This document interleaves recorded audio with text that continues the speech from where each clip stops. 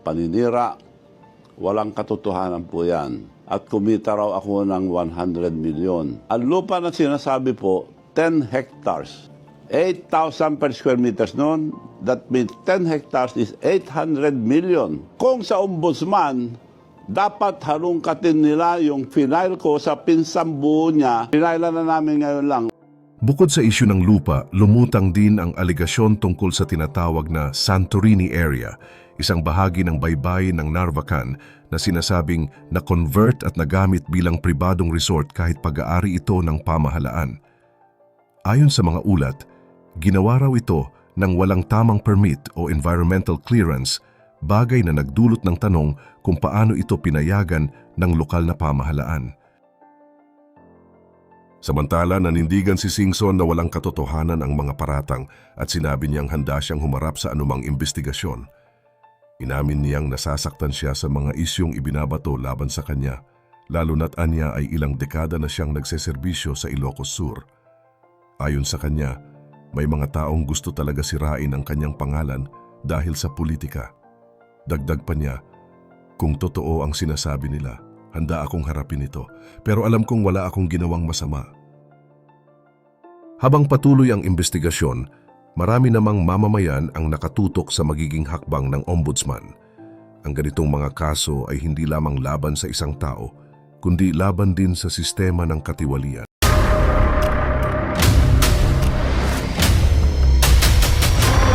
Bago tayo mag-umpisa, baka pwede niyong i-like ang video na to.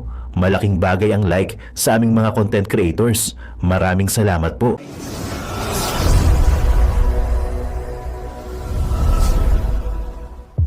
Hayop ka talaga! Ang ganda mong lalaki! Nako, eto mga babayan, si Manong Chabet nakakulong na! My goodness! Gano'n kaya ito katotoo mga babayan, no? At kung hindi man nakakulong na, ay talagang babanatan talaga ito mga babayan. Siyempre, binanatan niya si Bongbong Marcos. Alam nyo naman, pagka ang administrasyon ay binanatan mo, ay maraming ipupukol sa iyong kapalit. My goodness. Tulad yung napanood yung preview mga babayan, ay talagang pagtutulungan itong si Manong Chabet. Ay palagay ko naman ay si Manong Chabet ay meron na itong matibay na may sungay na si Manong Chabet na talagang hindi mo na yan kayang putulin. Tumanda na yan, bahala kayong magtuos hanggang sa dulo.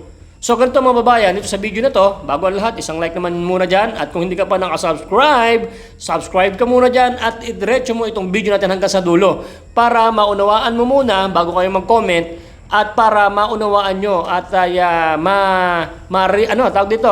makapag-komento kayo ng tama. Okay, dito sa video kasi nito mga babayan, ay di ba nagsimula, binanatan ni Manong Chabet itong si Bongbong Marcos na isa ding corrupt na leader. Hindi ba? Ibinulgar niya yung mga korupsyon doon sa bandang Ilocos ng mga flood control.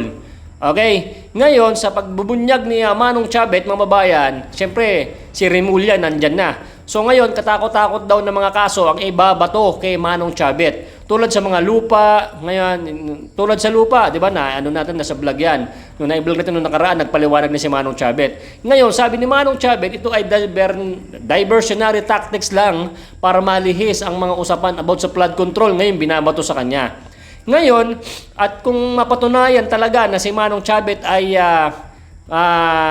nangurap, so aabangan pa rin natin to. Hindi natin siya pwedeng husgahan na siya ay corrupt. Itong si Manong Chabet, alam naman natin na napakayaman na ito magmula pa nun.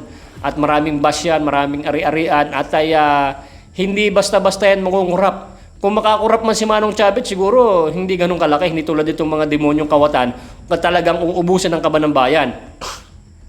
Excuse me. Ngayon mga babayan, ano ang sa palagay nyo sa pinupukol kay Manong Chabet? Si Manong Chabet kaya ay nakakulong na ba ngayon? Or talagang ipapakulong pa lang? Siyempre, yan ang mga tanong. Siyempre, kinalaban niya ang administrasyon ng Marcos. At alam naman natin, pag kinalaban mo yan, ay talagang pagtutulungan ka ng mga attack dogs ni Marcos Jr. Yung tulad ng sinabi ni Manong Chabet, attack dog si Trillanes, attack dog si Auntie Claire. Di ba? Ngayon, siyempre, pagka inattack mo ang isang pinuno, yung mga attack dog dito sa baba, yun ang babanat kay Manong Chabet. Kaya yan, si Manong Chavez, mga babayan, ay palagay ko sa akin, analyze hindi to matatakot. At ay meron tong mga resibo na hindi mo kakayanin ang kanyang mga patunay. Hindi to kasi hindi to basta-bastang tao itong si Manong Chavez. Baga, nagkasungay na siya sa larangan ng politics, no? Nagkasungay na siya sa sungay naman, my boy, may sungay. Sorry for interruption. Pumunta dito yung bata nanggugulo So, syempre, mga kababayan, dito sa diversionary tactics nitong kinalaban ni Manong Chavez ay hahalungkatin. Biruin mo ba naman? Syempre, kung maraming attack dog, itong si Marcos Jr. ay meron talagang ibubunyag pa rin ng mga ebidensya. Lalo, ang ombudsman, mga babayan, ay kampe, no, ni Marcos Jr. At ay lahat ng mga tinig ay dapat ay kalusin, no? Patikumi ng mga bibig. Yan ang mangyayari kay Manong Chavez. So kung ito man si Manong Chavez ay talagang mapaghihimas talaga ng rehas, sabi naman niya, kung mapatunayan nyo na ako ay korap, ipakulong nyo ako kusa akong pupunta sa kulungan. Yan ang sinabi niya, mga kababayan. So ngayon, kung si Manong Chavez ay makukulong, mga kababayan, ito yung ating abangan. At syempre, lilitisin pa yan. At katakot-takot na mga kaso ang isasampa sa kanya. So, syempre, pagka maraming kaso, tapos yung ombudsman kakampi ng kabila, awanin. Manong Chavez, makukulong ka.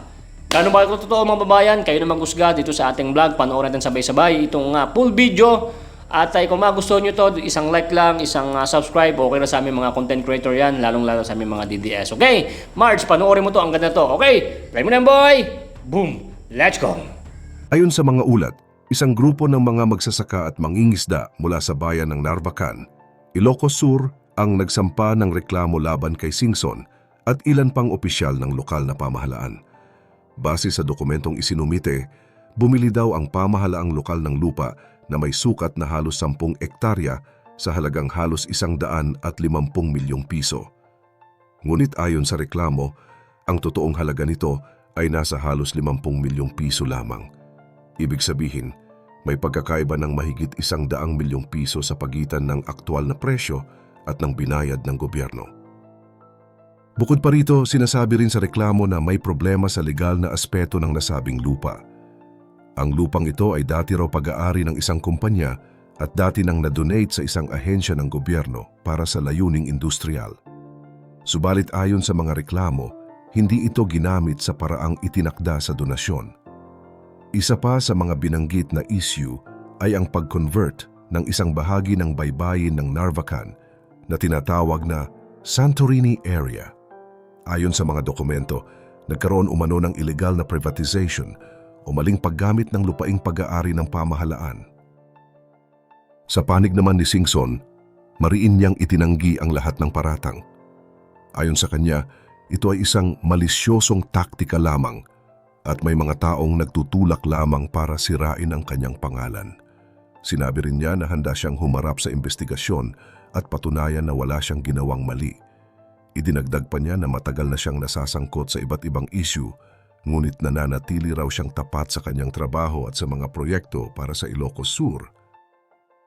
Mahalagang unawain kung bakit napakalaking usapin ng ganitong kaso. Ang mga paratang na may kinalaman sa plunder o korupsyon ay direktang tumatama sa tiwala ng mamamayan sa gobyerno.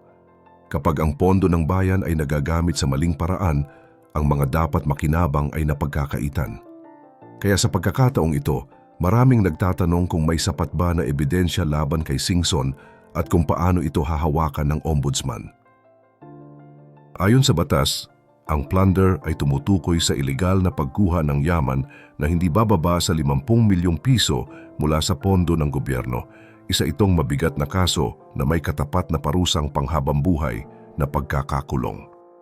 Dahil dito, ang bawat dokumento, kontrata at transaksyon na kaugnay ng kasong ito ay kailangang dumaan sa masusing pagbusisi ng mga investigador.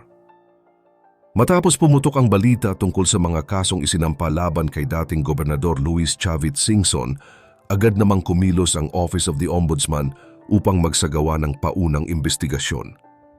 Ayon sa mga ulat, sinimulan na nilang suriin ang lahat ng dokumento na may kinalaman sa pagbili ng lupa sa Narvacan, Ilocos Sur.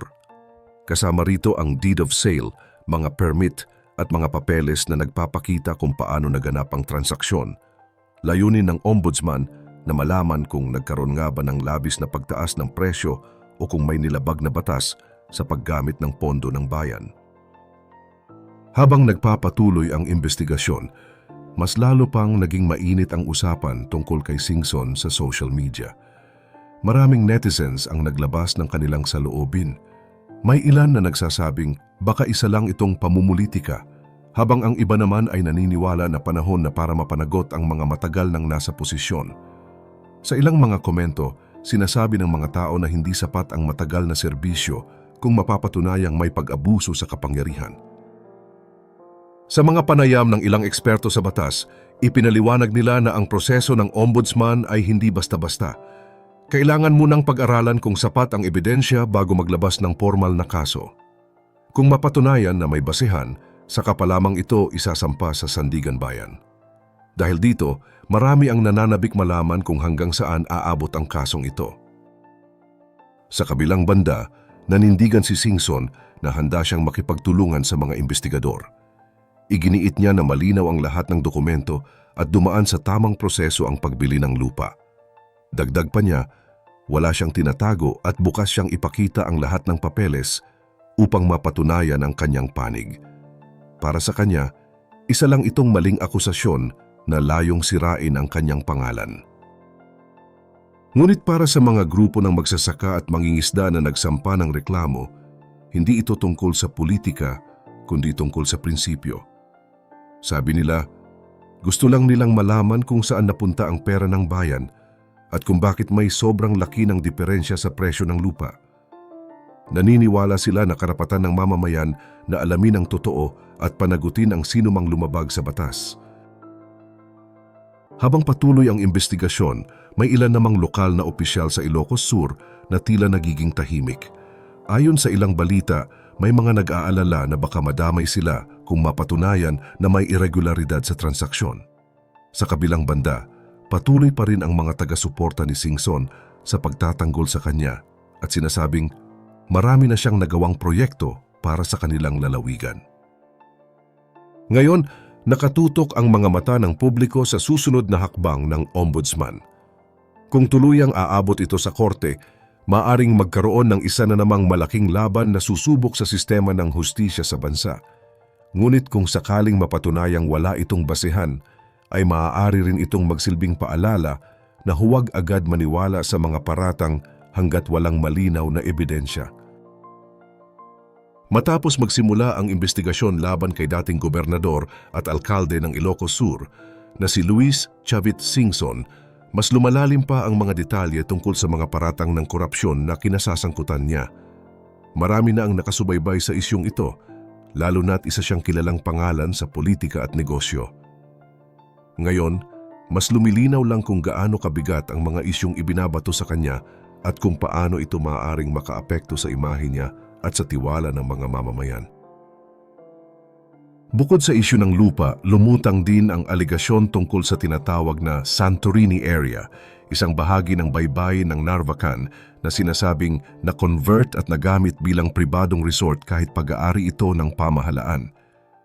Ayon sa mga ulat, ginawa raw ito ng walang tamang permit o environmental clearance, bagay na nagdulot ng tanong kung paano ito pinayagan ng lokal na pamahalaan. Samantala, nanindigan si Singson na walang katotohanan ang mga paratang at sinabi niyang handa siyang humarap sa anumang investigasyon. Inamin niyang nasasaktan siya sa mga isyong ibinabato laban sa kanya, lalo na't anya ay ilang dekada na siyang nagseserbisyo sa Ilocos Sur. Ayon sa kanya, may mga taong gusto talaga sirain ang kanyang pangalan dahil sa politika. Dagdag pa niya, kung totoo ang sinasabi nila, handa akong harapin ito, pero alam kong wala akong ginawang masama. Habang patuloy ang investigasyon, marami namang mamamayan ang nakatutok sa magiging hakbang ng ombudsman.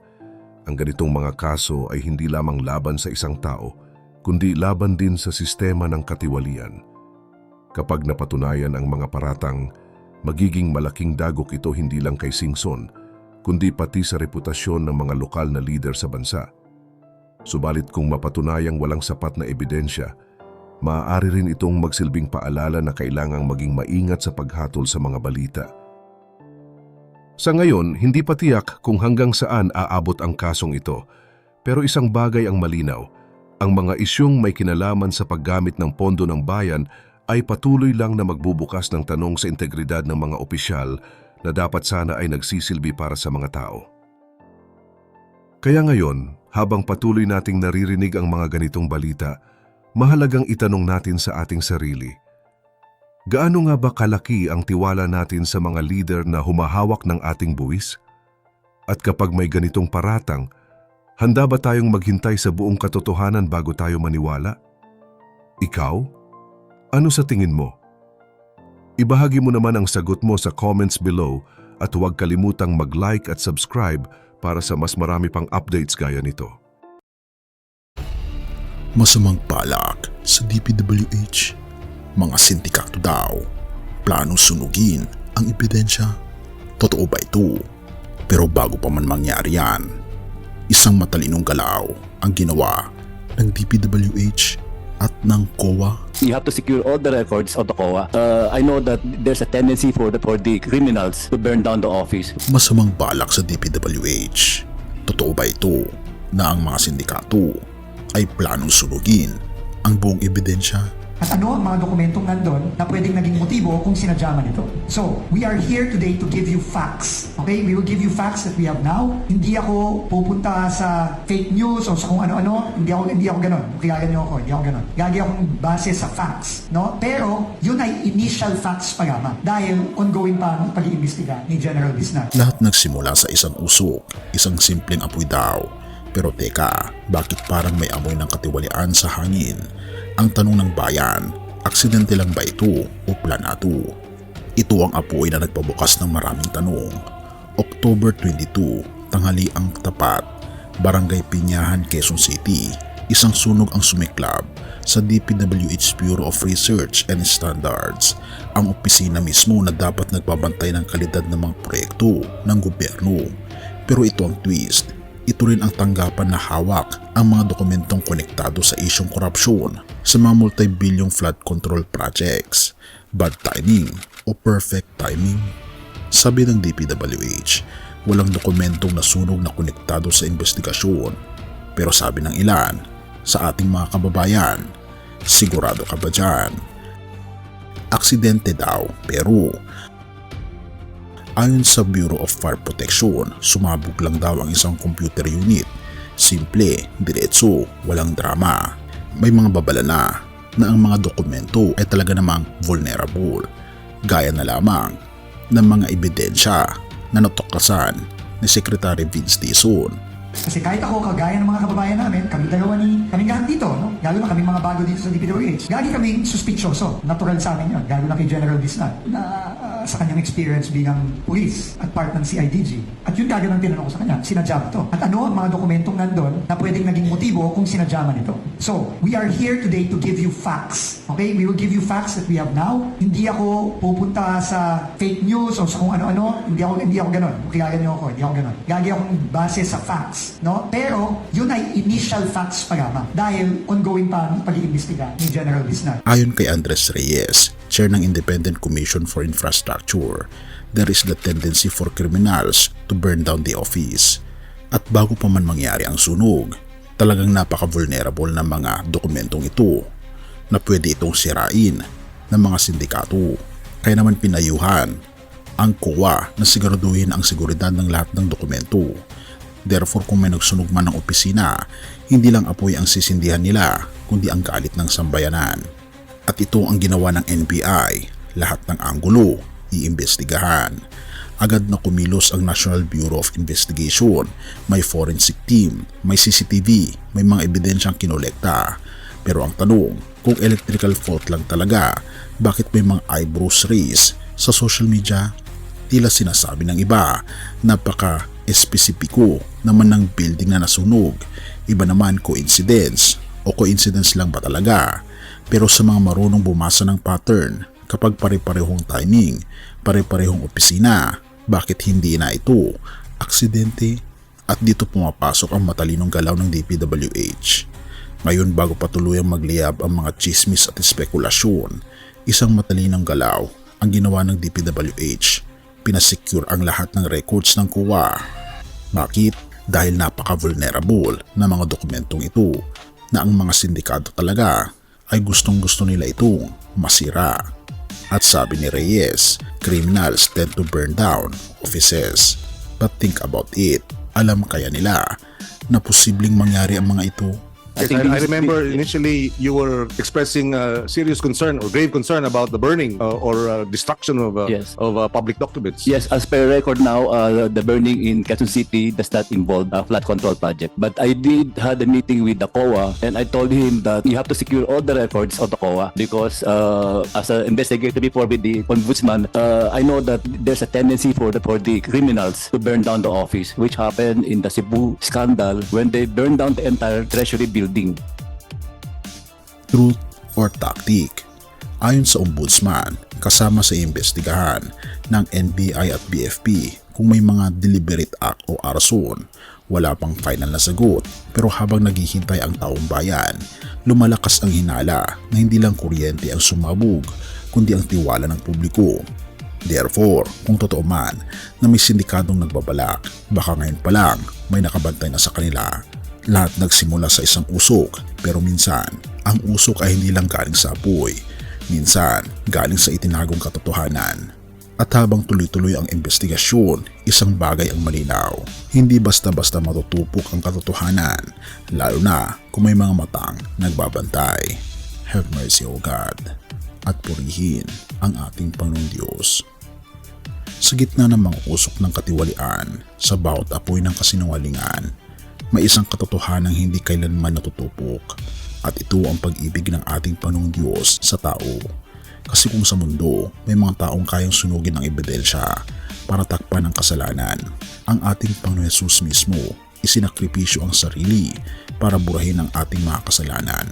Sabi nga sa 1:3 verse 16 to 17, sapagkat gayon na lamang ang pag-ibig ng Diyos sa sanlibutan, kaya't ibinigay niya ang kanyang bugtong na anak, upang ang sinumang sumampalataya sa Kanya ay hindi mapahamak kundi magkaroon ng buhay na walang hanggan. Sapagkat hindi sinugo ng Diyos ang Kanyang anak upang hatulan ang sanlibutan, kundi upang iligtas ito sa pamamagitan niya. Kung kaya ng ating Panginoong Diyos na iligtas ang isang makasalanan, kaya rin niyang linisin ang isang bansang nasunog ng kasakiman. Ang apoy na Kanyang pag-ibig ay hindi naninira, ito'y naglilinis. Ang hustisya niya ay hindi nakatago sa abo. Ito'y buhay at darating sa tamang panahon. Kaya naman kaibigan, baka matagal ka ng pagod sa mga sunog ng buhay mo, problema, kasalanan o bigat ng konsensya. Ngayon, hinahamon ka ng ating Panginoon Hesus. Lumapit ka sa Kanya. Isuko mo ang lahat. Hayaan mong Siya ang magpatay ng apoy ng kasalanan at Siya ang magpanigas ng apoy ng bagong pag-asa. Hindi mo kailangang linisin muna ang sarili mo bago lumapit kaibigan, dahil Siya mismo ang lilinis sa iyo. Purihin ang ating Panginoong Diyos. Ama naming Diyos na makapangyarihan sa lahat, salamat po sa iyong pagmamahal na hindi nagmamaliw. Sa gitna ng kaguluhan sa aming bansa, turuan niyo po kaming magtiwala sa iyong hustisya at hindi sa hustisya ng tao. Linisin niyo po ang aming mga puso at ituro niyo po ang tamang daan ng katotohanan at pag-ibig. Tulungan niyo po kaming maging ilaw sa gitna ng dilim at ipakita sa mundo na may pag-asa pa sa pangalan ng aming Panginoon Hesus. Salamat po sa pag-ibig po ninyo at salamat sa pagdinig ng aming mga panalangin at iligtas niyo po kami.